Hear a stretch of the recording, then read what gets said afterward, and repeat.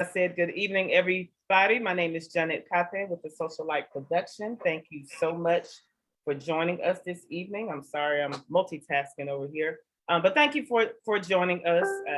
I'm going to go into what we're going to be discussing a little later, but I'm going to pause real quick to open up with a quick prayer, as I always do. Then we'll proceed.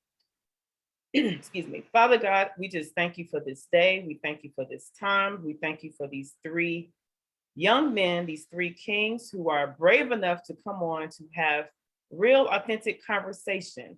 Father God, I pray that those who are listening will hear you through them, and that whatever need, whatever concern, whatever perspective, whatever it is that needs to be heard through this conversation, I pray that there's no distraction to stop them from hearing it.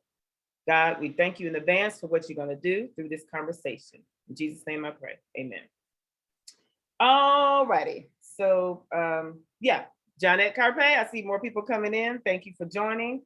You have reached the Social Light Production for those who are new to this platform. And just to give a real quick overview so you can kind of understand what we do and who we are, I established this platform last year and officially launched it this year via social media.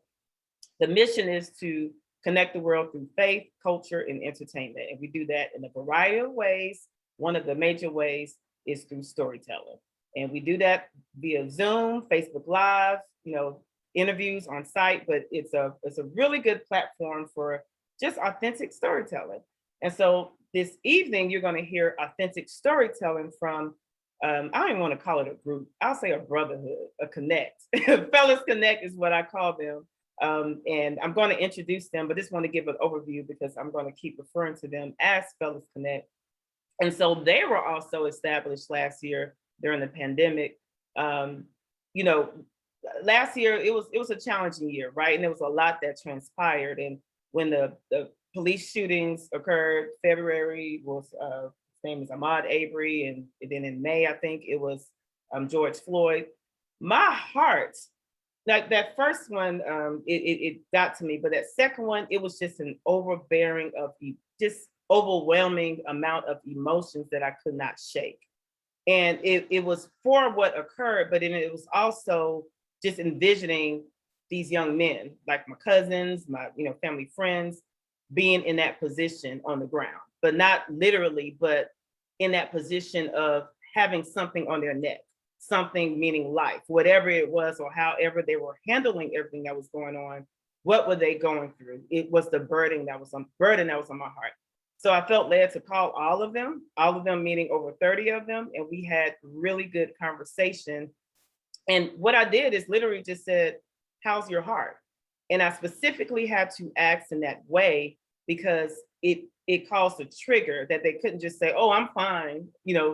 They had to kind of respond, and they talked. So through that conversation, I saw that there was a need. And if all of these guys are talking, then let's bring them all together. So thankfully they agreed. We had a meeting and we've been meeting ever since. It's called Fellas Connect, but I go to the meetings. I know that's weird. I still don't know why I'm there, but I'm just going to flow with it. And they keep saying, come, we like you there. I try to be quiet, but for those who know me, that's kind of challenging to do. So, but anyway, I just wanted to give you guys that overview so that you can know why these three were selected. And there's more than these three. It's just they're the representatives that are going to be on tonight. So yeah, I think that's it for my overview. Fellas, y'all ready? Ready? Yep. Born ready. Yeah. Okay, well, good. So I'm going to have each of you introduce yourselves. Excuse me. And I'm going to ask you two questions. Well, in the introduction. The first set of questions, I'm going to start with Ahmaud. Introduce yourself to everyone. Tell them your age, where you're from, where you reside, and what you do. And if you forget, I can help feed you the questions. Okay. Hey, everybody. My name is Ahmaud Jackson. I'm from Charlotte, North Carolina. I reside in Atlanta, Georgia. I'm a student at Georgia State University, and I'm studying and majoring in film and media and minoring in entrepreneurship. Awesome. So next we'll go with David. Of course. Hey, everybody. The name's David Zion. I currently reside in Atlanta, Georgia, where you will be in traffic no matter what time of day it is. What I do, I'm an account executive. I'm in software sales. I work for a tech company. All right, thank you, David. And now we will go to Brian. All right. Well, I appreciate the greetings, and I am Brian Warate. I'm originally from Charlotte, North Carolina. I currently reside in this itty bitty little town called Rockledge, Florida. It's closer to Cocoa Beach. You know what I mean? It's an hour east of Orlando. And I'm a convenience store consultant out there. I'm 34 years old, and as of 2 days ago, or as of September 29th to be exact, we're talking about my days running together now. But man, look, it's a blessing to be here. So thanks for the invite. Yeah, no problem. As you see, he's bringing the energy. So, you know, that's Brian. And plus, he's still on high from his birthday yesterday. No, day before yesterday. And actually, No, it was yesterday. Birthday yesterday. They was both having birthdays. Yeah. Ahmad was the 28th. I was the 29th. We came back to back like Drizzy. Okay, so he's so silly. I'm sorry, I was checking the message. So now what we're going to do is I'm going to ask the second question, and then we'll get into the conversation. This question is, you know, I always tell people it's great what you do, where you're from, but people want to know who you are. Instead of, you know, us going into your life story, I just want to touch on something unique about each of you, right? Like something that you're known for, or something that that everybody knows you for. I'm pretty much repeating myself. So we'll start with David. David, tell the people something that you're known for that's unique to David. That's a good question, Janet. I would probably say everybody knows me for probably being on the grill. You know, growing up, my pops, you know, he was heavy on the grill, showing me different things. So I'm the main one when it comes to the family events. They asking for me to make certain type of food, certain type of dishes. So yeah, but I mean, just to run down to me, I'm real extroverted. I'm a real personable person. I love meeting new people. I love talking to people. I'm real social. Like wherever I go, whenever I'm somewhere, people just like want to talk to me. They just start having conversations with me, and I just go along with it. And I end up talking to people I don't even know for like 30 minutes, sometimes to an hour. So yeah, I'm just real sociable. Yeah, and that's pretty much my spill. I'm smiling like a proud parent because David is my cousin, and we knew him. We knew him, of course. I met him when he was, I think, about 1 or 2, and I mean, just the coolest, the smoothest. So he's been this way all his life, y'all. Like literally. So anyway, thank you for sharing, David. Next, we'll go with. Let's see. Let me stop being corny. We'll go with Ahmad. What's something that's unique or special about Ahmad that people know you for? I'd say generally people know me because of my mom. We look just alike, so everybody knows me like that. But I played soccer all my life, so a lot of people that actually know me knows that's something, just a thing that I, you know, kind of identify with throughout my life. I'm also a musical artist, so that's like a big deal. I'm in the film, so that people just know me to be on the more artistic side, I guess. Yeah. So I'm smelling wide again because Ahmad is also my cousin. And I used to change his diapers, and he's always been chill and just, you know, just him and David, they just glide. They just. So next, last but not least, let me roll the drums. We're gonna go with Mr. Brian. Brian, tell the people something you're known for, or that's unique. Man. So I would say one thing that I'm definitely known for, especially in the Liberian community, is being Father King's grandson. Yes. You know, the little baby running around, falling asleep in the church, and they got to carry me out or going different things. You know, so that's definitely one of the things I'm known for. But also, man, I'm blessed to God has blessed me to be a good public speaker.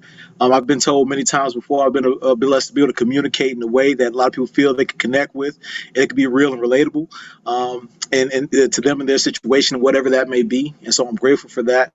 And I would also say, I think I'm known as well to be a servant. I take it after my mom, Sarah Maximore Walker. She's a servant if there ever been one, Yeah. and she's so selfless and caring, and I think I take that directly from her. I'm blessed that I've been given that opportunity. God's blessed me with a mother like her, and I think that's also one of the things that I'm known for, especially my friend groups and people I'm connected with. Absolutely. Brian carries a big legacy on his shoulders. And real quick, I forgot to mention, we all are, well, most of us are first generation Liberian Americans. The Mod, you're second generation. Oh, you're first generation too. Okay. Second. Yeah. Okay. That's right. Second generation. But we grew up in the Liberian community. And so Father King is Brian's grandfather. And so he was the one that his church, the parish hall, the whole community will come there, and it just kind of helped to bring us up as far as mindset, perspectives, manhood that he's going to talk about here. But just want to thank him and his family for what you've done for not only me but for the whole community. So just had to add that part in there. And his mom makes the best punch ever. But anyway, that's a whole nother conversation. So we're going to get into it. The conversation overview title is Finding Identity Through Manhood. No, excuse me, Finding Identity in Manhood. And I title it that because it's a continuation of the conversation, a Facebook Live I had last month with Wilma Parker with Kingdom Huddle, talking about identity. So again, with the pandemic, so much has happened. There are people who literally don't know who they are, and they've always behaved in ways that culture has told them to, or where they think they are supposed to be, just to be popular or make it. And then there are those who do know who they are, walking strong in that, but as seasons change and God puts us through certain things, we're kind of like in a crisis, like, okay, this is not what I was expecting or whatever, so you have to kind of reset.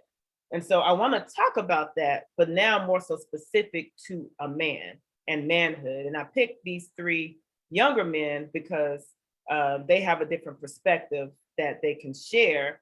I may have a part two with older generation, but just given our conversations that we've had each month with Fellas Connect, I think this is a perfect group and opportunity to break that apart a little bit as far as finding identity in manhood. And so we're going to touch on four areas, faith, culture, relationships, and career. And so we may kind of veer off some, but that's kind of the buckets that we're going to start in. So first, we're going to start with the faith bucket of finding identity in manhood. So pretty much everything we're talking about, I may not say it over and over, but it's just about them knowing who they are as a man, as a growing, developing man in these buckets. So faith, I want to start there because it's the foundation of everything. It's why we do what we do. It steers us. It hopefully helps us to walk in purpose. Society places so much pressure on so many things, and even in the faith aspect, right? Because when I say faith, it's our relationships with God, but it's also thinking about the church or just that mindset, right, of living a perfect life. And one thing that comes to mind when you talk about finding your identity in manhood is being somebody's Prince Charming. That is a pressure that we have put on y'all, and it's unrealistic, right? But within the faith bucket, I put that there because sometimes you walk in a way that you think that is what you're supposed to be. You're supposed to be everything for everyone, and that's not the case. And so I want to start with the first question, and actually it's going to go to Ahmad. And just from your honest perspective, where you are right now, let's just even start with, what do you think it means to be a man? Now, we were talking about with faith as well, right? But what is your definition of a man or a manhood? How do you see that or articulate it? Okay. First, I want to apologize for your dog barking because the dog is barking. Well, anyway.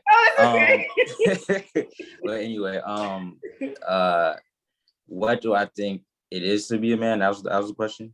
Yeah, like just when people say be a man or manhood, like how do you describe that? What do you think the role of a man is? I guess you could say.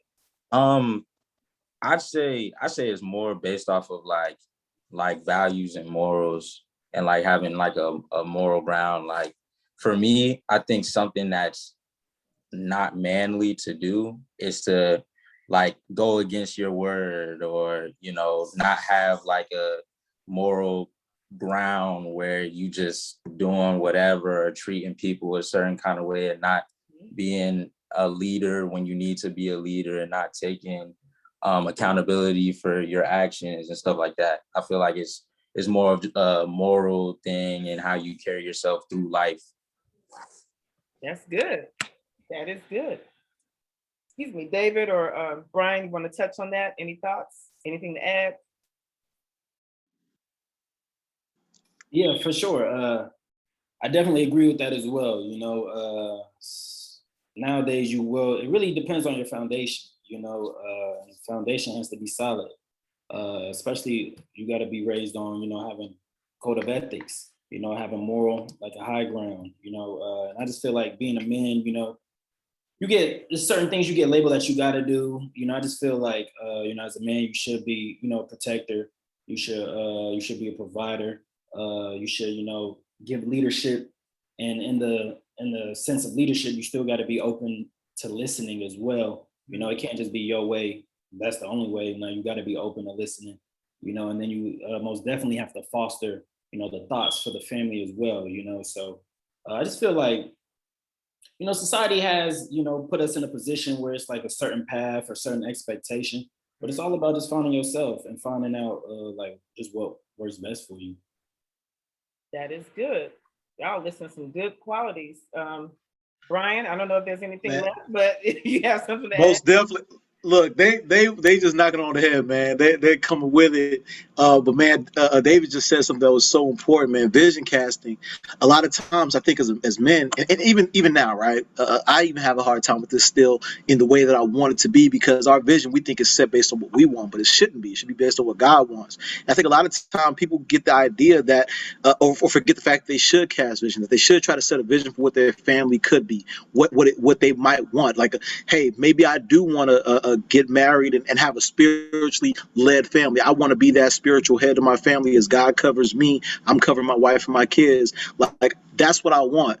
But the thing is, a lot of people might not have that vision for what they want a family to be, and so they just go and they're like, I'll be in a relationship with anybody. I'll set up my life how I see fit with anybody, and so then it fluctuates and changes what the definition of a man could be, because maybe you're not making enough to be categorized as a man. Maybe you're not the breadwinner. Maybe you're not in a position where you feel like career-wise you where you should be. That's a whole nother conversation. Maybe you're not standing up for what's right or what's wrong. You're allowing things around you and situations to dictate how you respond to them, rather than you helping set the tone and be that leader like David and Ahmad talked about. So I think all those things go into what really it takes to be a man. Yeah, vision is key, and vision aligns with purpose. But that's a whole nother conversation, like you said, but that is key. But you all said something that's key, and that sums it up, is leadership, right? I'm not trying to have no Bible study, but when you think about Adam and Eve and who did God, communicate the instructions to, it was Adam, right? And not that Eve couldn't handle it, but he wants the man to be a covering. Now, it doesn't mean that he knows it all and does it all, but you're the covering, you're the leader. But one thing I don't think you guys said, just that I want to just call out, is service. I feel that in that leadership, that position is like servant. You're a person of service, right? And so you're serving your community, your family, your relationship, whatever that need is, wherever you're leading or residing, you're serving. So good stuff, though. You guys mentioned a lot of good things. So this next question is going to go to Brian. So we're still in the faith bucket, right? And we know, like I said, faith is the foundation, is you walking in purpose, is what you believe. And of course, you have that big legacy on your shoulders of what your grandfather established, and just your family or family of faith. So what has faith in those teachings and covering taught you about what it means to be a man? Because sometimes, even though we're people of faith, sometimes our perspectives can still be off, right? And then other times it can be really laying down, okay, this is what it really is. But this kind of talk through that, and more so to tie in like purpose as it relates to what they put in you. Does that make sense? Okay. No, it definitely makes sense. It definitely makes sense. I had a great example. You know, my grandfather, he passed away when I was 5. So the first, but I always wanted to be like him when I grew up. I was always like, yeah, I'll be like the Reverend E.G.W. King Jr. I'll be like Father King, you know. Yeah.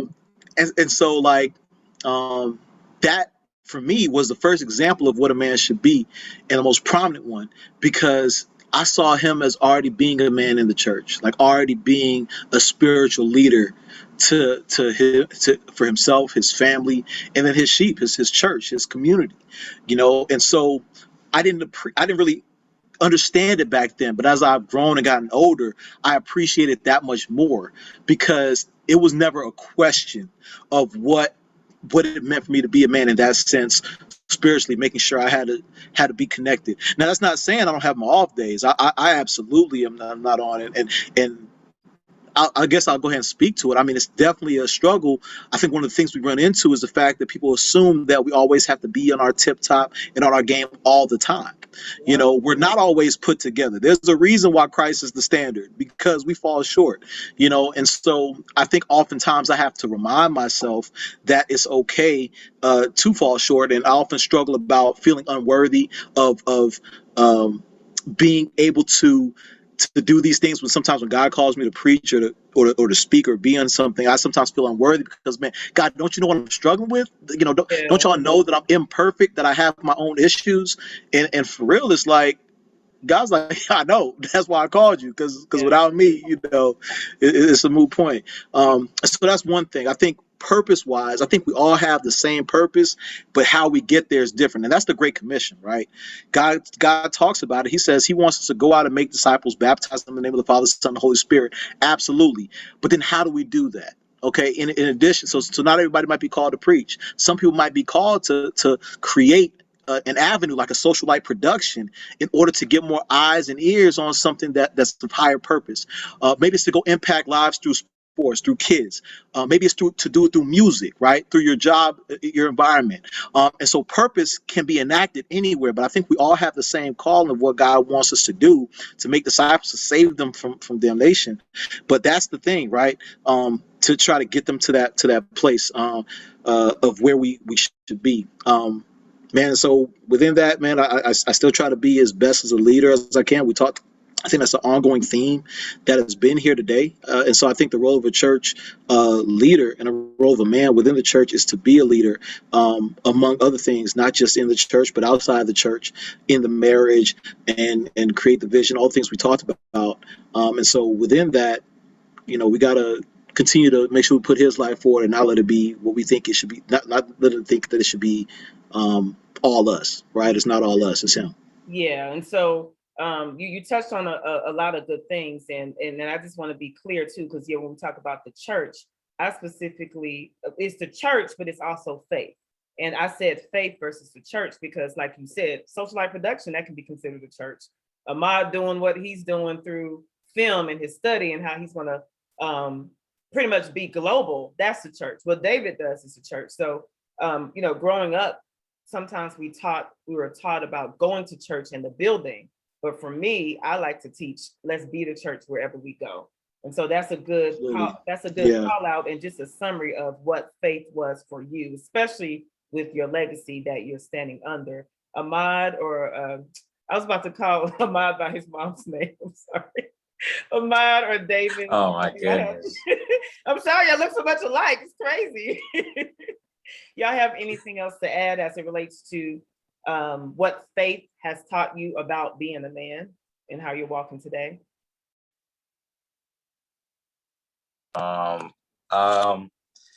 Well, I'd say faith, it showed me a lot when it comes to purpose, right? Mm-hmm. So your purpose in a way should be rooted in some type of faith, because that's how you find your purpose, which I feel like in a lot of ways society can blur that line between being like a man and also being a human who's trying to find their way as well.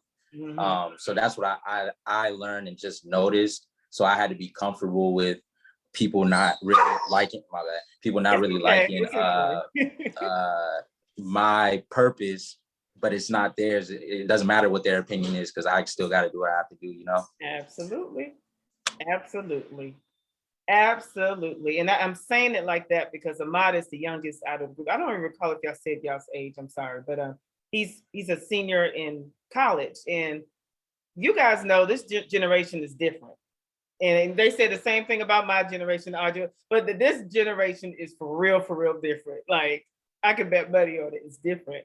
But to be able to stand your ground in who you are as a man, you know that you're still growing and evolving and maturing, but you're confident in who you are, regardless of what anybody thinks. And that's what I love, actually, with all three of them. But I'm specifically touching on Ahmad because he's the youngest. He's in college. I'm not saying that he's perfect, but he is a really good man. Well, you know what? Let me stop. I was about to go too far. About to go too far. He's a really great young man. Stop at that. David, do you have anything to add? Yeah, I was just gonna say, me, the church definitely.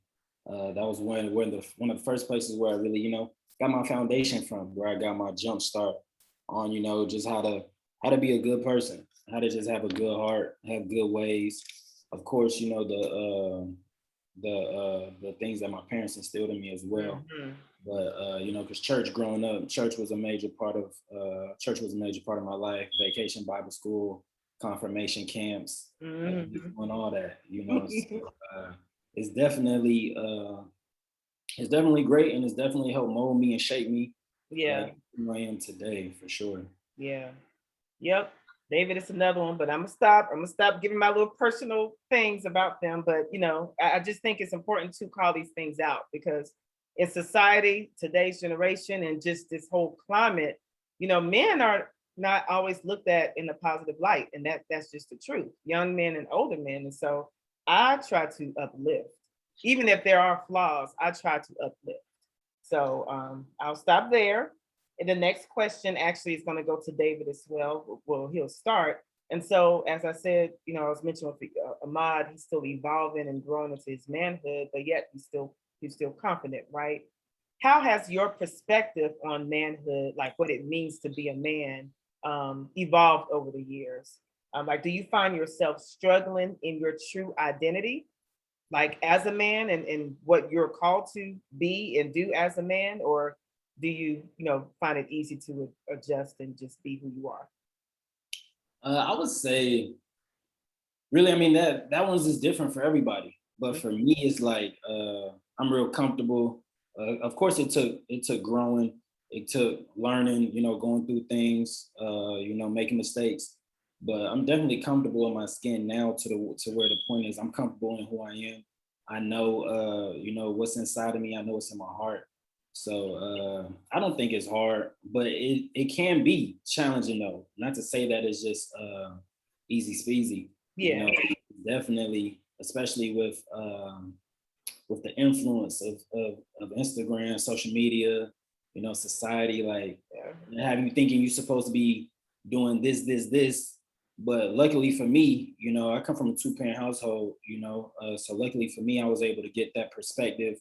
I was able to get the masculine perspective, and I was able to get the feminine perspective. And then I got like 3 sisters and my older brother back home, so I was able to get a multitude of different like perspectives on how stuff should operate, how stuff should flow, So I definitely feel like it can be challenging, but as long as you're comfortable in your skin, you know who you are. I feel like, through society and with all these influences, positive or negative, you can just be able to maneuver and just flow through life better. Do you find yourself leading / influencing as it relates to your friend circle, or just as you go out, or is it kind of like? No, I mean, really, I'm big on not being like the most like littest in your friend group. Well, littest, that I'm 29, so I still got that lingo. You good. But yeah, I'm just big on not being the most popping in my friend group. I like to surround myself with different individuals that's doing different things, or they might be better than me. They might be better than me in that field. What I'm saying? But the way how my heart is pure and set up is no like jealousy, it's no envy. It's like, oh yeah, like my man's, he can do this. It's like, oh, for sure. Like I need to, you know, pick his brain. I need to be around that and learn, you know, and just be around that so I can just, you know, turn if it's a weakness, turn it into a strength. Yeah. And if it's a strength of yours, you know, you can just like take it to the expertise level. So, you know, I'm just big on having people around me that, you know, that I can learn from, that I can grow from, no matter what the age is. Absolutely. You know? But that's an awesome mindset to have, because some people are intimidated by people who are smarter than them or doing better than them. When I say better, like as far as wherever they're striving to be. But make no mistake, you can still be where you are and still be of influence, right? Whether it's about your mindset, perspective, you can cook, you can clean, you have all these skills. So I'm just kind of putting that out there in reference to because it's perspective and right, how you right. Yeah, it's good because, you know, you can have one friend that you can call and, you know, holler about certain business opportunity, certain profitable stuff you can do, or you can have one friend you call and y'all just strictly talking about, you know, when the last time you prayed, when the last time you really asked God for it, you know, like, or you can have, you know, certain friends you can just talk about sports. You just gotta be able to have multiple people around you. Well, I feel like, you know, and this is my opinion. You know what I'm saying? You gotta have people like around you that can just, you know, water you, you know, and you water them as well. Like it gotta be a two-way street. Yeah. It's like I said the other night when we were talking, I said, David, he's one, he can go to the streets. He can be able to maneuver there. He go to church. He could go corporate America. He go to the African community. So he just moves. And you see how all of them talk. It's like they're poetic. It's like they rapping. Like I'd be wanting to, you know, do all. They just be flowing. Anyway, does anyone else want to touch on that before we move to the next question? You know, I definitely wanted to talk about this because this is actually something that's important. That was important in my development because between high school and then college and then now, I've had quite the transition. You know, because growing up, you know, my grandfather passed when I was 5. I had a lot of men that were my family, and then a lot of the church, but only my uncle was at the house with me. You know, and so it was a lot tougher trying to find a bunch of different examples outside of that I had to lean on a lot of examples outside of that, excuse me, to try to figure out, okay, what does it mean to be a man in different ways? And so I think it wasn't until I got to college where I you know, one, I accepted Christ again for myself. You know, I did it. Of course, I got baptized when I was a child, grew up in the church, but I made the decision again when I was in college, and that helped. But of course, there's still those struggles of trying to figure out, okay, so now as an openly Christian man, how do I fit into this environment? How do I make sure I'm still, you know, doing what I need to do Christ-wise? But man, I like to have fun. I still want to go out to the club with my friends. I still want to be able to go to these parties and everything and try to figure out, I still want to be in a relationship. What does it mean to be in a relationship with a woman, you know, in this way? So all those things you have to think about. And so I had to figure out what my identity was as a man from that sense. And I'm not the most overly masculine dude anyway. Look, like I got an Anthony Hamilton beard. I just think patching in. You know, I'm trying to get like David when I grow up, and I can't even do that right now. You know, my beard ain't flourishing out here like that. You know, so you know, just even little things as far as how I view it. I actually am a big proponent of therapy. You know, I didn't get onto therapy until about 3 years ago. I got a black woman as my therapist. She's absolutely amazing, and she's helped me work through and think about things differently from where I've viewed it in the past, from how I've looked at my manhood, looked at how my values are set up in my character and what it means for me, and all those things are important to work through. So I think therapy is also very important. I think especially in the black community, we don't really accept it like that. It's either, hey, don't do therapy as a black man because, you know, you crazy or you weak. You know, that's usually the thought process for a lot of people. For other people, it's like, just go to church, go see Jesus. That's your therapy right there. I believe there's room for both. You know, you have Jesus and therapy. It's okay to be saved and all that, and you know, but it's also good to have someone who could help you work through your thoughts, your emotions, your past, and help you think about how to change those things for the future. So I think both are very important. I think it's good you call that out again. I was going to say, you know, young adults, but it's the same for older. People just don't like to, go to therapy because they don't want to be read. They don't want to have to talk out and dig up, but that's just how it helps become your best self. So whether you go to therapy, whether you don't, just find find an outlet. Ahmad, did you want to touch on this question before we move on? Are you good? It was like the evolution of being a man, or how has it changed? Yeah, like your perspective. Yeah. I definitely would say growing up or being raised by women and growing up around all women.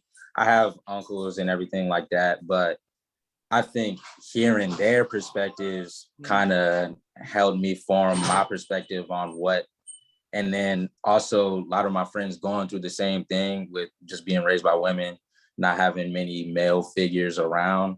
And just through our conversations, it's like we were able to kind of say, okay, this is what isn't right, this is what's wrong, this, you know what I'm saying? Like, so I feel like that helped. And then also with time changing, getting older, experiencing the world just by myself and going to different cities and everything, I've been able to kind of see that it shaped my perspective. I feel like it groomed it a lot more, you know? Yeah. And that makes sense why y'all don't mind me being a part of the Fellas Connect, right? Because you get my perspective. I try to be quiet, but every now and then y'all pull on me and I'm like, yes, showtime. So, but no, that was a great ad. And that's a good perspective, because some people think women can't raise men, and that is not to take away of the importance of a man in a male's life, right? So I'm not saying that, but there's still value in that surroundings, but you still had your outlet where you had, different men or leaders that were influenced to you. So that was a good ad, Ahmad. Thank you. And actually, this last question for this faith section it starts with you, Ahmad. So, and I guess I think we already kind of touched on this, but just in case, if you have something to add, like as it relates to you growing as a man, what influences have you had? So I know Brian definitely talked about his influence with his grandfather and therapists and other people in his circle. But as far as you actually just touched on it as well. Yeah. Raised by women. But you have anything else to add as it relates to who influenced you, and if you have any mentors that you want to kind of call out? My soccer coach had a huge influence on me growing up, or coaches, because I had more than one. And also like my team and other like friends, fathers and stuff like that. Even people my mom has known, whether it be friends or family, some of my uncles, everything like that. I think they've always had an influence on me because I didn't have a lot of males around all the time. Or growing up, whenever I was around them, I soak up everything I could, you know what I'm saying? So I feel like it was kind of cool in a way, because I was able to pick up on certain things in certain moments that I might not have been able to pay attention to if they were around all the time, Yeah. So, since I was raised by women, it's like I'm hearing male's perspective on things is brand new to me, because I never heard, you know what I'm saying? So It's just, that to me had a huge influence, and obviously the people that raised me. Yeah, well, that's a different kind of different perspective than I'm used to hearing with that. So that was pretty good, Ahmad. David, you have anything to add as it relates to people of influence or specific mentors that has helped and continues to help you to grow as a man? Oh yeah, for sure. Luckily, I could go in either direction. Like I have my pops, real Liberian, real straightforward. Not coming sugarcoat nothing. No. Just tell you what you need to hear, when it comes to that perspective. But my pops, he's up in age now, so he's giving me his viewpoints from when he was growing up, when he was, going through what he was going through, with his pops. So then luckily I was still able to reach, other people that's a bit younger, like my older cousin Nelson, who now is doing pretty well for himself. He's married, doing his insurance thing. He's really good at it. I was able to, just pick his brain and just learn, a more newer type of insight, you know, and then of course, you know, all my cousins like you know, Tanya, you know, Gito, you know, and then my sisters, I was able to tap in and, you know, just get that feminine perspective that I feel like more men need in their life. Because honestly, for me, I never had, because I have also so many like women cousins and sisters and my mom and all that, I never really like had like a woman that was like a friend of mine, you know, like that I can like confide in. I can ask, like, yo, like, what you think I need to do in this situation? Like, I told her this, but I don't know how she's interpreting it, you know, like I never had that. So I feel like well, some people have, you know, but I was able to just to confide in like my cousins and my sisters in them. But I really feel like, you know, more men should try to like create that type of relationship with, you know, a lady that's strictly her friend. Like, just a friend. Yeah, strictly just her friend. But that in itself is a hard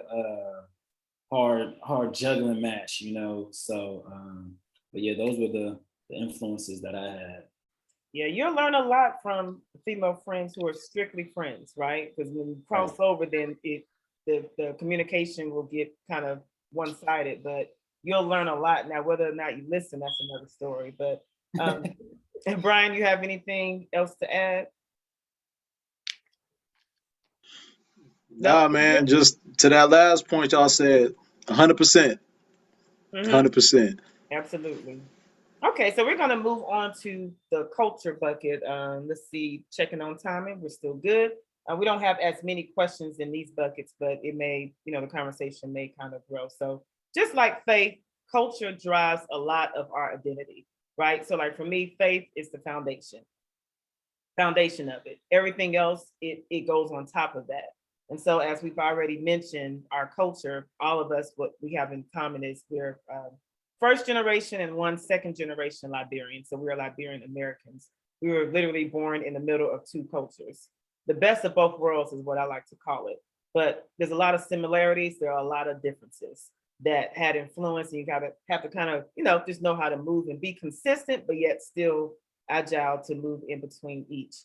But then not just that, you have other cultures. You have the Black culture. You have hip hop culture, if that's what you're into. You have the church culture, this culture, that culture, whatever other cultures you belong to, they have helped to shape you as a man or as a woman, as a child, father, whatever have you. So I'm gonna start with you, Brian, on this. How has culture truly played a role in helping to further define you as a man? And like what challenges or likes did you face in that? Yeah, I mean, I know we've already discussed the church and faith culture for me growing up. A lot of great impact and influences, but it also, you know, I also looked at it from the standpoint of I got turned away heavily from a lot of people who are a lot of Christians being overly concerned with a bunch of traditions and forgetting the purpose of what it is. You know, it's about relationship with God and relationship with others. If we look at the base of it, you know, all the other things come fill into it. And so I think that's one of the important things that I kind of learned as I continue to go through, you know, understanding church culture and faith culture.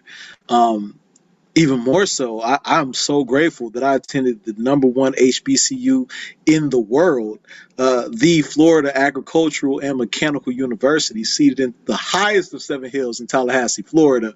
You know, had to get a little plug in there.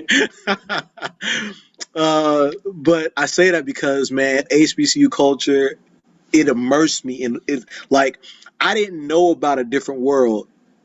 I like growing up, the Cosby Show and all that. Like seeing it wasn't some. I didn't watch those on TV. That, you know, growing up, I watched sports and stuff like that. That was my main thing, and then being involved in extracurriculars, you know, and then cartoons and all that stuff. Sure, but when I got to college and got immersed in that lifestyle and in that culture, I was blown away to see so many diverse, just Black people of different ethnicities. You know, Jamaicans, Haitians, Black Americans, Africans, like we are, like just all these different people and groups of Black people come together, and they're so awesome. just amazing at so many different things. It was the most encouraging thing and empowering thing I had in my formative years there in college, because it allowed me to see that whatever was on the news and stuff like that is different. That people telling me, yeah, there's no diversity at an HBCU. That's wrong, man. There's so much diversity in thought, in background, and experience, and preferences. So many things that could go on, but it was the most amazing thing, because then you saw I saw them succeeding academically, athletically, in all these different ways that helped me also see that that's not just attainable. That's something I'm excited to have and be a part of. And so that was probably one of the biggest things. I mean, because it's easy to go and we find the TV and advertisements and the music and stuff, and we hear all that stuff. But if we don't look at culture more holistically and God's always involved. If we don't even look at that, it means that we're already lost if we're not paying attention to being understanding of how we need to treat our brothers and sisters. If I'm only listening to music and what they're showing on TV and these videos, if I'm only thinking that's how I need to treat my brothers and sisters, then man, I'm gonna be the first dude step to me, knuck if you buck. Let's go. We on it. It's good. No questions asked. Yeah. Or if we think it's okay to treat our women and our sisters the way we do, if we call them outside their name and all that stuff, that's not okay. And so, like, I call my friends out regularly of it. Like, let me say this, more regularly. I think when I was younger, as I was finding my voice, I was more hesitant to do that. But as I've gotten older and more mature, it's like, hey, a lot of my friends know not to say the B word around me, especially in referencing a woman, because I'm not okay with that, and they know that. Some of the conversations that I might have been a part of or been had around me when I was younger don't get had around me the same way now that I'm older, because they know that they know my lifestyle, they know what I'm about, and they know what I'm not into, what I am into. Which is good, but if they have, so the great thing is about understanding, being comfortable with my manhood and my identity, is that now I'm excited. The fact that even though they know me, they still have those conversations. I love it because now I can give them a different perspective. Yes. Now I can give them something different and bring something where they might not have heard it if it came in a different environment, if it came from a different person. Now they know that's Brian. Oh yeah, that's the coach. That's the basketball coach who's doing this and that, and the youth minister, the frat president, all this stuff. Cool, man. But we still have this conversation, and man, you know what? He has some perspectives that I didn't really think about. Yeah. And now they welcome me into those discussions. Yeah. And so it's not as much like I get pushed away because, like, oh, we don't talk about Brian because he's gonna hit us with some holy water. Yeah. Nah, it's not like that. It's just like, because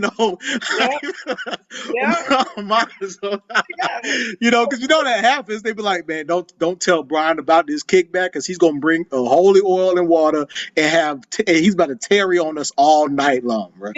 Like, nah, it's like, nah, bring him. Brian's cool peoples. He's gonna bring some good perspective. We're gonna have fun. He's gonna be him. I'm not gonna push anything on you, but I'm gonna let you know clearly and understand, because I'm comfortable in who I am and what God's made me now, to the point where I'm at least gonna have that conversation and bring it up more willingly. And so I'm grateful for that opportunity. So those are all different aspects of it that I think have been great. Well, to sum it all up, Brian is a man, y'all. He is a man, a whole man. I gotta snap, gotta be dramatic.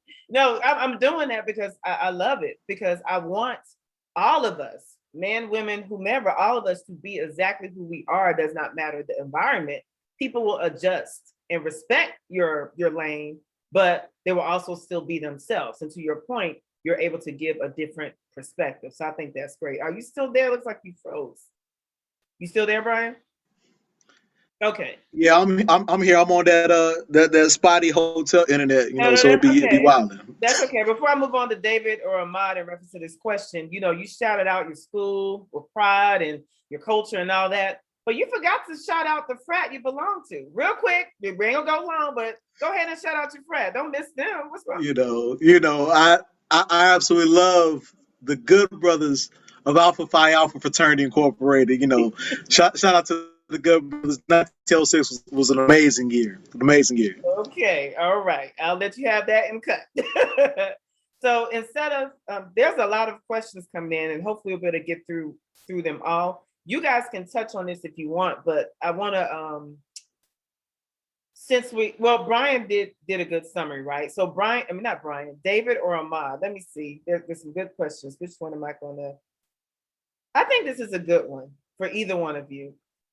How do young men in their culture behave differently from older men in their culture? So I don't know if they're specific to the American culture, Black culture, whatever culture, if you want to kind of touch on both. But what differences have you seen with the age and the representation of manhood in these cultures? You want to go first, David, or you want me to go first? You got it. You got it.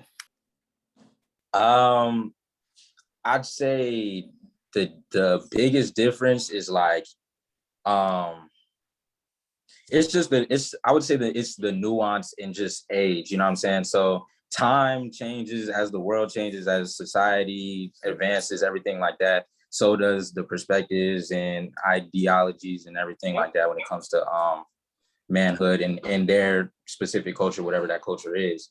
So like, let's just use hip hop culture, for example. I think that's the easiest one to use. So it's like at one point, I remember like a few years ago, 3 to 5 years ago, it was like old heads versus the young dudes, because it was, the music sounds completely different than what we were doing and they have no respect for us.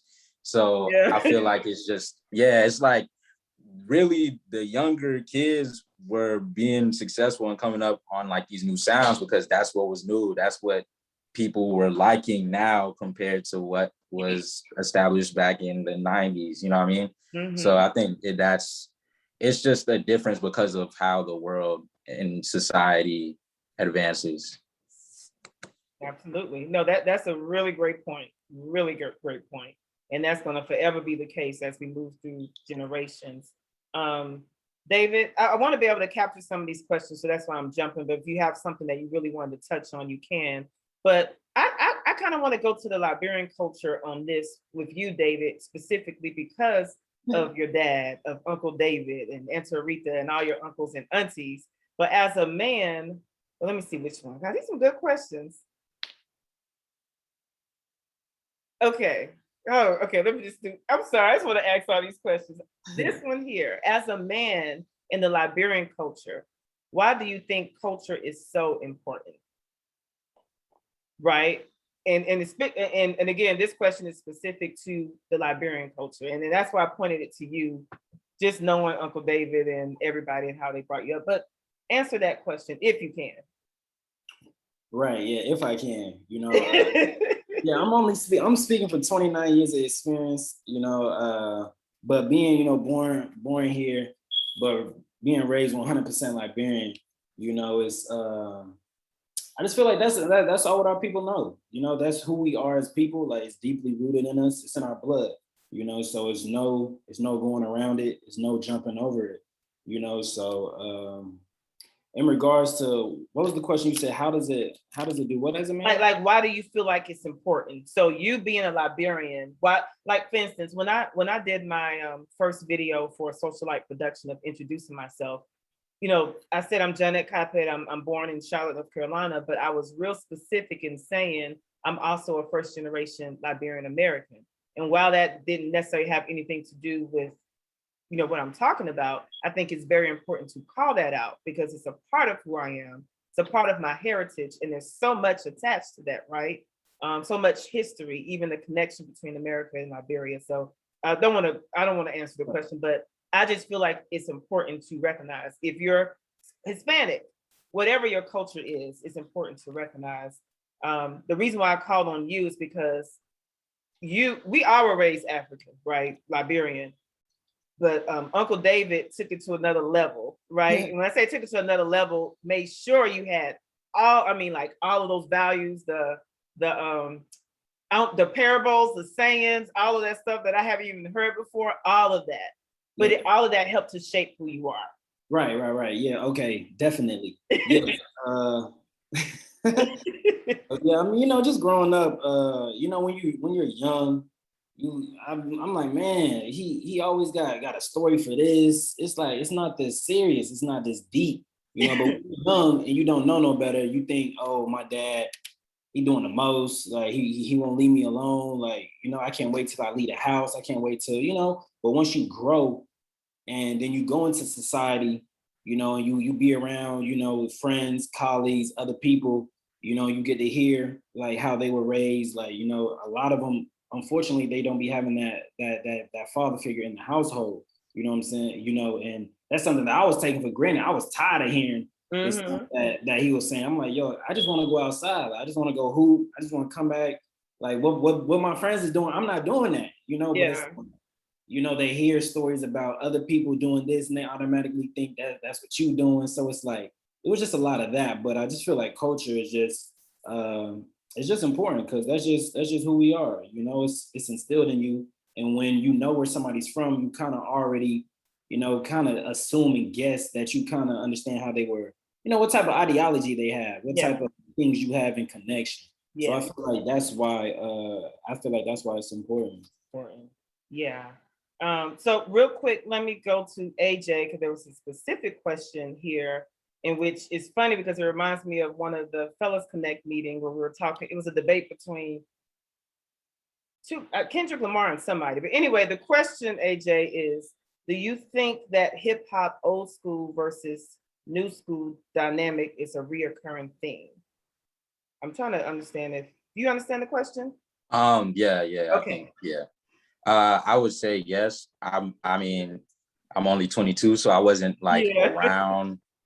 I've only been I'd say some of the 2000s and the 2010s, I've like paid attention to it. But even in that short span of time, you've been able to see it at least 3-4 times, like few years ago, and then it's something new. And then the people who was popping those few years before have something bad to say about what's new. Like, you know, so I think it'll always be like that just because anytime anything is new, people are confused and react different types of ways. Because there's a lot of older artists or older hip hop acts that welcome in everything new. Like, for example, you think about someone like Kanye West. He never has anything bad to say about anything that younger artists are doing. He wants to make music with them and do this and do that. So I think it's always going to be a reoccurring thing because that's just how people are. It's just like NBA players, older NBA players have something to say about younger NBA players and the way they play and everything like that. So that's just, right. We've stayed on this bucket for a while and we're at 8:30 already. Time is flying. So I want to get through the next two buckets in which there are hot topics. So we'll have to kind of move along. I'm so sorry to stop. There are other questions that came in, but it's just too many to try to get in there.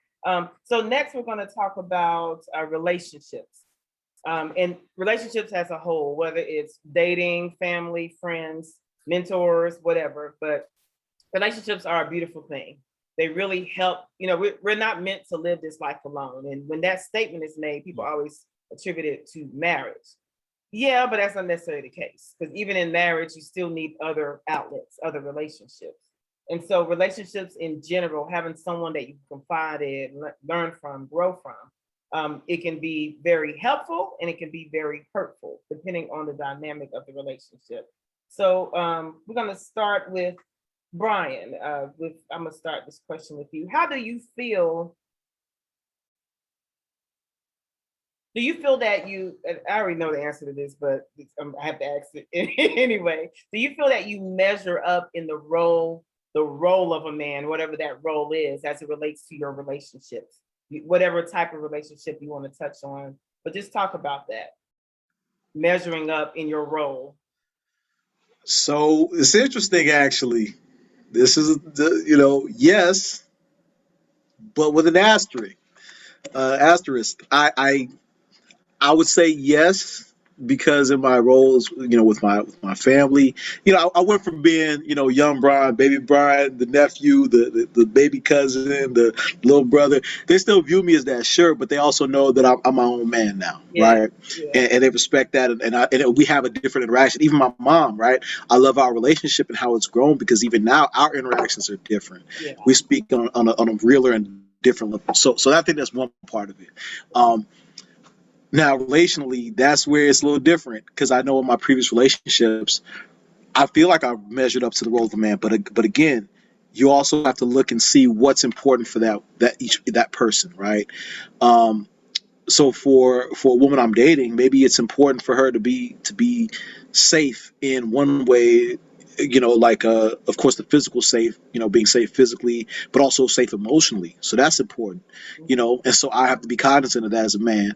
And I'm grateful that I've been able to do that. Now, not all the time do I do it well. That's why we're still a work in progress. Everyone, maybe another relationship, it might call me to where she might say that, hey, I value to be more hyper masculine. I don't know. What if I'm called to that? Well, I'm not a hyper masculine dude. Now that means there's something under that she needs. Whether it's a stronger level of protection, maybe it's more vulnerability, maybe it's more understanding my thought process and showing her different things. And so I think it's more fluid. I think it's more like understanding. I know who I am. I know what I bring to the table.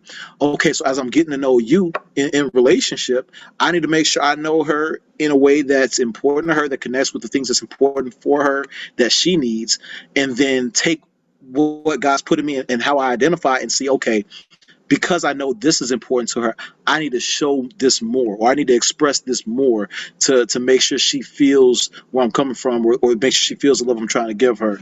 And so I think that's part of it. And I think sometimes a relationship is natural to feel insecurities around not measuring up.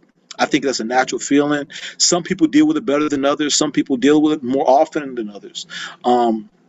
And so I know that was a part that I had to work through.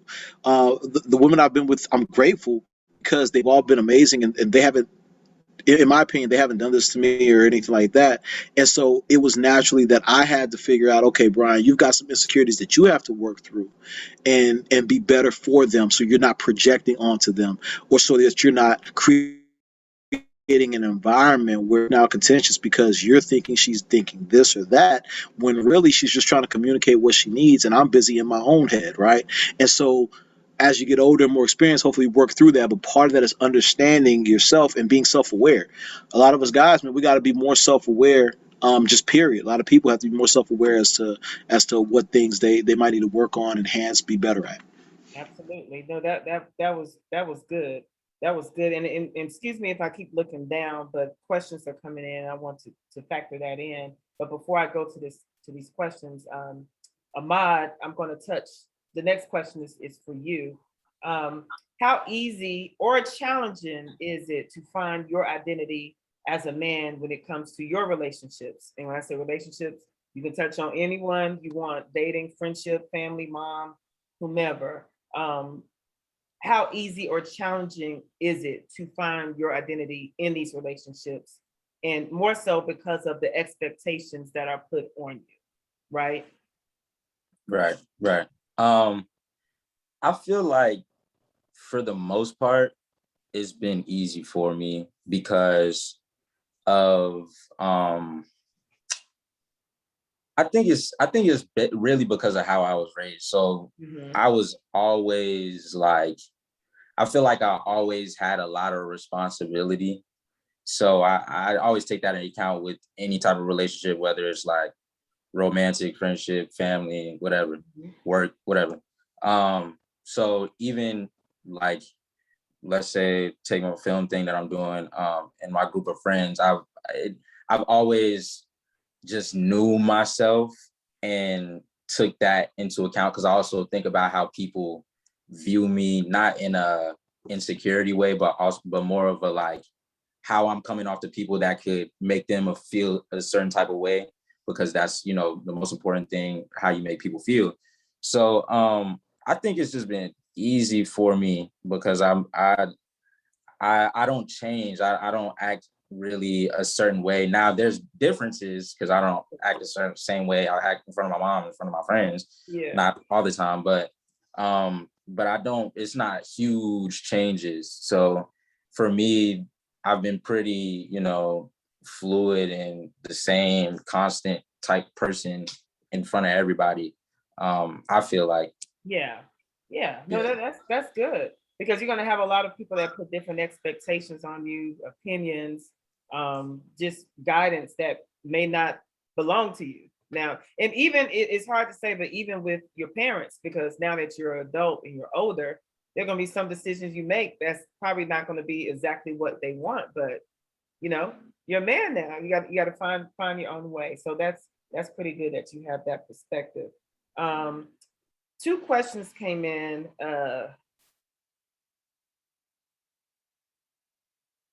Um, I may okay. Let me see how can in a relationship. Okay, so we can ask this. So when we talk about stereotypes in relationships, right?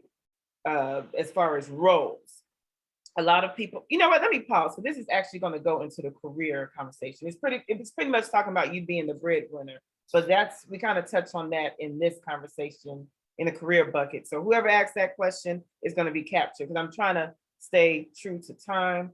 So we have to kind of keep it moving, but it will be addressed because I think I actually have it here.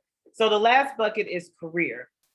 And that is like a big area of pressure when we in addition to relationships when you talk about for men because you know a lot of men they hold off even progressing in their future with a relationship and marriage because they feel like their career is not where it needs to be, right? They feel like they have to have the perfect salary, the perfect job, the perfect this before they can move forward. And so when you talk about all of those different expectations and you're trying to climb a corporate ladder and not only that people put on you but you put on yourself. Starting with David, do you feel the pressure to be more and do more in your career? And let me make this real clear, it doesn't mean like just being comfortable where you are and not striving for more, but are you feeling pressured as if like you got to keep going and keep moving and trying to catch up and keep up with everybody else? I would say for me, no, because I just know, I know what I have. I know what I envision my life being like. So even when I was young, I never had like a dream job, like a dream car. Like I just knew what type of like lifestyle I was trying to live. So I Mm-hmm. don't feel like for me, this is just for me, I don't feel like there's no pressure because I already know like what I'm trying to do. I already know who I'm gonna be and I'm comfortable in my skin, So of course, society does add that pressure. But I mean, pressure is good. I've always been in sales, so basically it is pressure, and I've been playing sports my whole life, so it's like I like that type. That's all I really know is Yeah, like having deadlines, like making it happen. Like got you, you gotta make it happen, So that's I just always see it as a man. It's like nowadays you can get on Instagram. They be having the same conversations. How much? Who's supposed to pay this? What you bring to the table? So all that. It's like like I'm so focused on being in my lane that it's like all you need really is just you just need your grind and your God. And if you tapped in on those spectrums, everything that's on your path is gonna fall in place when it's supposed to be.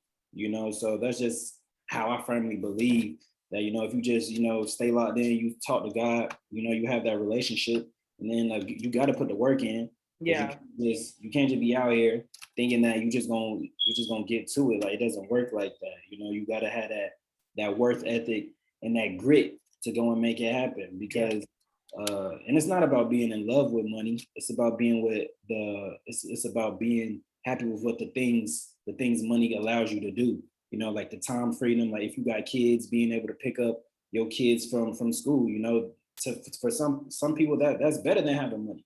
Mhm. Just being able to have access to your kids, access to your family. It's just a multitude of things like that. Yeah, So I mean, for me, I just never felt like I'm just so stuck in my lane because I'm focused on my lane because it ain't no traffic in my lane. yeah, So right, as long as I right. keep it on straight, of course there's gonna be distractions. Of course there's gonna be setbacks, but that's how it worked for you. Like for instance, when people like the space shuttle when it's trying to go to space, it's orbit stopping it from going. But it has to have the acceleration Mm-hmm. to exceed and go through there. That's how I see it in life too. It's like, when you're doing stuff, when you're doing new things, when you're growing, it's supposed to feel uncomfortable. You know, you're going into like a different spectrum. You're going into a different stage of life. So it's not going to be easy. You're going to have like road bumps. You're going to have speed bumps, but you got to swerve through it and still, you know, stay focused in your lane. Let me ask real quick, since this question came in and your topic kind of relates to that as far as that pressure. So I know you're staying in your lane and you know you're operating where you're supposed to be operating, but whenever you're dating or in a relationship, do you feel that pressure to make a certain amount of money? If the girl is making moves, whatever, like just real talk. Do you? Because I know in the relationships that I've been in, it's all fun and games until the money ain't even, right? All right, but I mean, or it's yeah. Right, for sure. But my thing is, I be trying to tell you, like, bro, you know your pocket not right, bro. Like, if your pocket is not where it needs to be, you know, I mean, you can do the dating situation, but it's not gonna hit the same. You know, this is just how I feel. I feel like, you know, if you always gotta be thinking about how much this costs, if you gotta be thinking about how y'all gotta split the bills up, it's like, bro, that's not the type of life I'm trying to be living. You know, I want to be able to just, you know, put my work in, put my grind in, and that grind will allow me to live and purchase things like how I want to, you know, do spontaneous stuff. I handle, you know, the finances and we go from there. But I feel like the problem is people, and a lot of people, they just don't even envision themselves being able to get to the money, being able to work hard, putting that work in and really making money to be able to, you know, just enjoy yourself. You know, it's all about, you know, just putting in the work, because you're just not gonna get money. It's not just gonna come into your account. You know, you really got to go out there and make it happen. You know, are you saying if you don't have enough money, don't go on the date? Anytime it's not dating season. it's like, yo, stay at home. Like, you need to focus. Like right now, if you don't got no money, you need to focus. You know, like you need to focus. Like, why are you doing that? Because now when you out, you sweating when she ordering, because you don't know how she gonna order. You know? She might be there. No, for real. Like she might be there. She might be used to appetizer, entree, dessert, wine, you know, so you don't know. So if your pocket isn't eligible to be able to take that, then you need to be at the house, you know, because you're just gonna put yourself in a position where it's not beneficial. Or from a woman's perspective, you know, you can well, I know again, like I said, generation is different, even my generation, but dating doesn't always mean spending a lot of money. Like for me, the best dates can be things that don't even cost nothing. And that's real talk. I know that's not the norm, but that's real talk. Right. So I'm putting that out there because, you know, if it's somebody that you're really interested in, you know, instead of not pursuing them because of your pockets, let them know where you are. And that's another part of being a man. And I know you're real, David. I'm not saying for you, but sometimes it's uncomfortable for a man to express where they are. But it is what it is. If she has a problem, then she ain't the one for you. You know, that's just kind of how I see it. But before I go to the other questions, does any one of you want to touch on this particular question? Because it's a hot topic in reference to issues. I would love to for two reasons. One, David said if your pockets ain't eligible. Real talk though. It's real talk. I love it. That's real. You know, I was cracking up over here. That's awesome. But the second thing, man, I was this guy, except different. Not quite like this guy. Let me say that. I wasn't what Dave was talking about. I wasn't over there like, whoo, buddy. She said she want all 3-course meal. No, I wasn't out here like that. Don't get it twisted. I'm talking about I was this guy in terms of what you said, John. I wasn't open about where I was financially. God's blessed me to be in a very good financial position, so I'm cool with where I am. But when I was in relationship, and we were going on a lot of different trips, doing a lot of different things, I was not, and we discussed this, I did not communicate with her where I was financially with certain things. There were certain things that we wanted to do together and that she might have wanted and that I might have wanted. But there was a certain time where my budget wasn't where it needed to be due to some other things. And so therefore, I found myself in a rub, right? I wanted to do all these amazing things with her and I wanted to make her happy and do it with her. So I just did it, right? I was like, you know what? I'm gonna pay for it and I'll figure the rest out. You know, like I got some of the things I'm working on. They'll come through and I'll be good. And next thing you know, my credit started going higher and higher, you know, and I was still paying it off, but I noticed I was close to my max. I was getting up there because I did not communicate. And after the fact, we still have a good relationship and we talk. And it was like, you never told me. I was like, you know what? That's my bad. I never told you that I needed to scale back. In all my relationships, I wasn't the breadwinner. I made the least in all my relationships. And that's great. God's just looking out for you, boy. I hope he keeps the same energy when it's time to get married. I'm all right with that. If she winning, we both winning. That's all good. I'm gonna be doing my thing anyway. But the thing is, I don't have any pride against that. Like, I'm not prideful because of that. I'm not embarrassed if I'm not making more than she is. I think that's even better because then I'm still gonna be doing what I could do. But hey, I'm still gonna provide. But if she got her own thing and she's doing that, why would I be mad at my what? Why would I be mad at my woman's a CEO and I'm out here just working and doing my own thing and she's doing her thing? Why would I be mad at that? Anyway, that's a whole nother thing. I don't understand it. That's a pride thing. But to that point, it's very important to communicate. And I was that guy who didn't communicate, and it led to resentment because at a certain point, I was like, man, I would love to put this money towards something specific that I might want to do something different. And it came down to that exact thing Dave was talking about. Either I needed to make more money, which at the time, and I could make some more money, but it wasn't as much as I needed to cover the things I wanted to do, or I needed to be open and communicate, and I didn't. And it led to resentment. And so when I understood that, we finally communicated that, she was like, man, had I known, we could have made some adjustments. Because that's the other thing. If you got somebody that's really in there for you, like I'm blessed to have had, they'll be like, yo, how can I help? How can we make this thing work? Because I want to be with you. The money's not important. Like, just like you said, Johnette, hey, instead of doing this full course meal, maybe we decide we want to just go to the park and do a picnic and kick it. Maybe we want to do something different, more laid back, more chill. It doesn't have to be going out all the time, going to all these museums and plays and so on and so forth. What if that's what she wants, or doesn't want? So I think it's very important. I agree with you, David. Hey, make sure your finances are in a good place. But if you come across, hey, bro, if you come across whoever, if Ella May hollers at you and is like, yo, David, I like your beard, man. I'm trying to holler. You gonna be back because she made more than you, or your pockets ain't ready for Ella May type living? You gonna be like, no, I'm gonna figure this thing out. We gonna have to figure this thing out together. I look like David wanted to add, because I know we're coming on your comment. What did you want to add? Right. No, yeah, I was just gonna say, it's like Brian, how you were saying the communication part. That community as a man, men will feel more comfortable if you locked in with her. If that's like, you and her, y'all in a committed, exclusive relationship, then of course, you know what I'm saying, you can of course express all that, communicate that to her.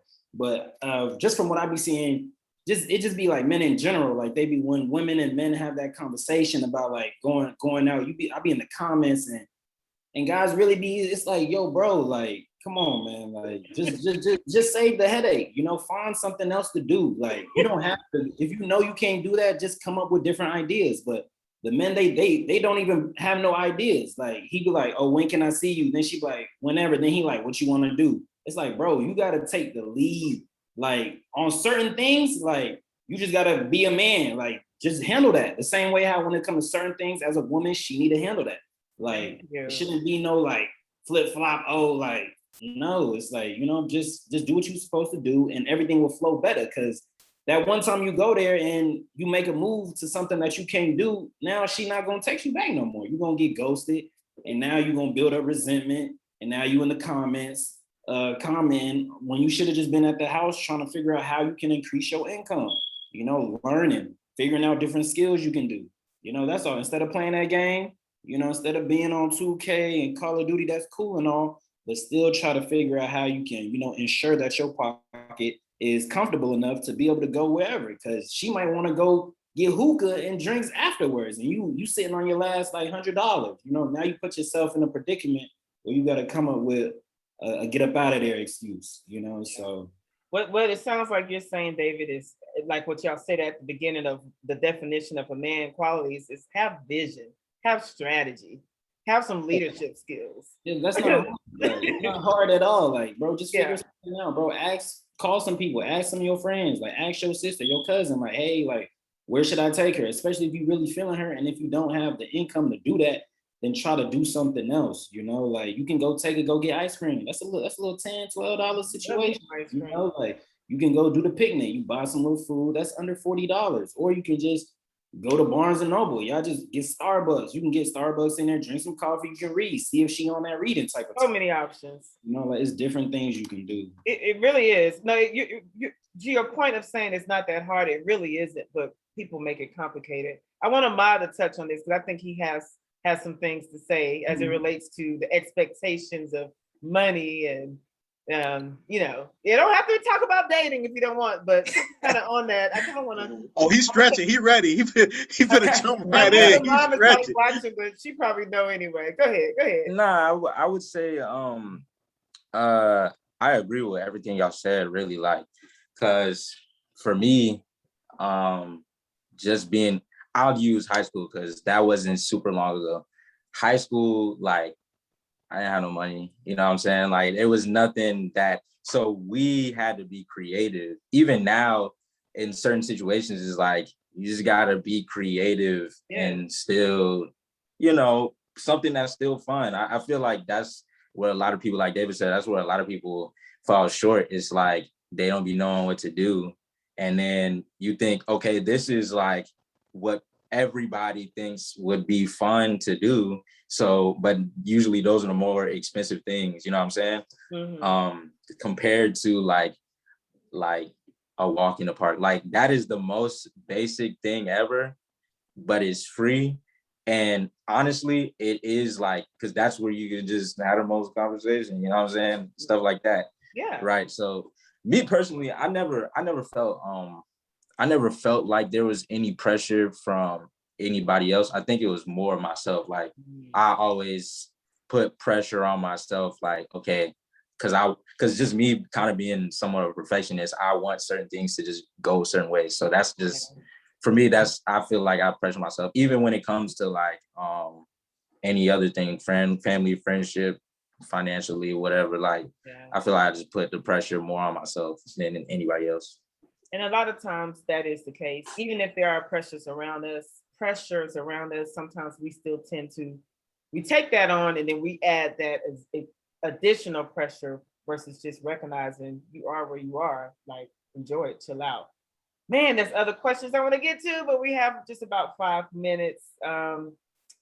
Yeah, let me stay faithful to time. We'll, you know what? Actually, this ain't gonna be the last Fellas Connect Live. So I'm just gonna spill it over to a part 2. This is so much more content that we can break down, and there's questions that I still was not able to get to. So yeah, we're gonna plan a part 2. We may even switch it up and bring some of the other fellas in. But guys, thank you for your time. You know, these conversations, you think 90 minutes is enough time, but it really isn't.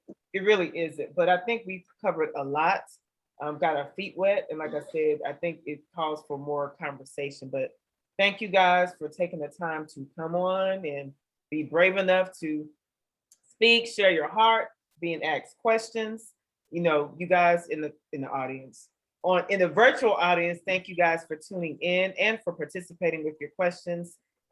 Sorry that all the questions that I did not get answered, but what I will do is send these questions to them so that they can, you know, provide some, probably discuss a little bit, provide a response, and then we can respond to the questions live on the chat. But if any of you know of any young male, when I say young male, it can range from 18 to 39 or 40, that wants a group or outlet just to talk. Is not formal, it's authentic, it's real, it's no pressure to talk if you don't want to talk, but it's really therapeutic and it's really has helped them. I've even seen, you know, difference just in the confidence in sharing and the perspective. So if you're interested, there's no like email or mailbox for Fellas Connect specifically, but you can email me at info@asociallight production. That's a social light, LIGHT production.com, and I'll get your information to them. They usually meet once a month. Sometimes it may vary, just depends on everybody's schedules. But if you're interested, they'll have your information. They'll keep you in the loop. There are going to be a lot of other conversations from a social light production. So if you're interested, please follow us on social media. Again, a social light production is the handle. We're also on YouTube, in which the conversations are loaded up on YouTube. Now, before I close, I want to just give the fellas the floor. We have about 3 minutes. So real quick, a minute each, just what you want to leave everyone with as it relates to the conversation or just in general? We can start with Ahmad. Okay. Well, first off, thanks everybody for viewing. I say know yourself. That's the biggest thing. And the best way to know yourself is to just live life, enjoy life, find whatever faith or whatever you believe in, really meditate with whatever it is. And that's how you'll find your purpose, and which will reflect who you are, and, be comfortable with that. That's really what I got to say. Know yourself. That be you, be different, be yourself. That is it. Thank you, Ahmad. Next, we're gonna go to Mr. Zion. David, anything you want to leave? Last words. Of course, just like to thank everybody for your time. Time is valuable because it's something that you can't get back. So we do appreciate y'all for participating in, just listening to our viewpoints. We don't have all the answers. We just speaking from opinions, So I just like to, tell everybody, just focus on yourself. Just stay in your lane. Don't worry about what's going on to the left, to the right. Just stay straight. Keep your eyes on the prize, and just tap in with the highest power. And then and just get your mind right. Yeah. That's pretty much what I have to. And get your pockets eligible. If it's not eligible, just stay home, bro. Think of something. Stay home. Stay home. Just stay home. Stay in your lane is it. That sums it up. Stay in your lane. I use that all the time, but stay in your lane. Now, Brian, you're taking it home. We have 1 minute left. Excellent. Well, appreciate it, Johnette. Thank you for sharing this platform with so many people and inviting us, man. Brothers, I appreciate y'all. Of course, it's always good seeing y'all and kicking it again. But just one little thing to leave, man. Like I said, know yourself, of course, but in doing that, don't be afraid to continue to progress and develop. Do the work to try to figure out where you fall, where you might need to improve, where maybe some things that you can do better at. And it's okay to get better, because when you get better, we all get better. And don't be afraid and ashamed to share that same light and share those learnings with other people, because it'll help us all in the greater good, man. So we all just trying to get better out here. We all trying to get to that next level of what God calls us to be, man. So keep doing you. Absolutely. On that note, oh my God, it's 9 o'clock. We finished right on time. So before we leave, guys, let's take a quick selfie. Yep, we're gonna take a selfie. Y'all ready? One. Uh-oh, piece of hair out of place. Okay. 1, 2, 3. One more. 1, 2, 3. All right. Thank you so much, everyone. Y'all have a good night. Fellas, if you will stay on, I'm going to stop the stream. Stop the stream real quick.